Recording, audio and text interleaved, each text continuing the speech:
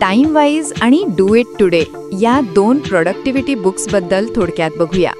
तुम्हाला कळेल अमंथा इंबेरचं time wise आणि डेरियस फोरॉक्सचं डू इट टुडे यात नेमकं काय आहे आणि तुमच्या वेळेचा सर्वात चांगला वापर करण्यासाठी कोणतं पुस्तक निवडायचं. पहिली गोष्ट म्हणजे दोन्ही पुस्तकं एकदम प्रॅक्टिकल आहेत. यात लगेच वापरता येण्यासारख्या टिप्स आहेत. भाषा अगदी सोपी आहे आणि दोन्हीचा महत्त्वाचा संदेश एकच आहे: उद्यावर ढकलू नका, आजच कामाला लागा. दुसरं, टाइम वाईज थोडं वेगळं आहे. हे फक्त जास्त काम करण्याबद्दल नाही.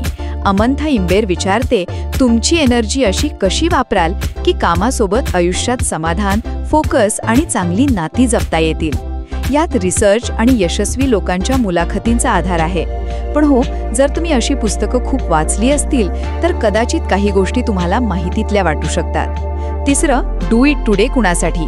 जर तुम्ही कामाला लागायच्या आधी खूप टाळाटाळ करत असाल तर डेरियस फोरॉक्सचा फंड एकदम सरळ आहे: टाळाटाळ सोडा आणि कामाला लागा, आत्ताच्या आत्ता. हे ब्लॉग पोस्ट एकत्र केले आहेत, त्यामुळे कदाचित मुद्दे थोडे विखुरलेले वाटू शकतात. यात खोल रिसर्चपेक्षा लेखकाच्या अनुभवांवर आणि मोटिवेशनवर भर जास्त आहे. तर मग निवडायचं कसं?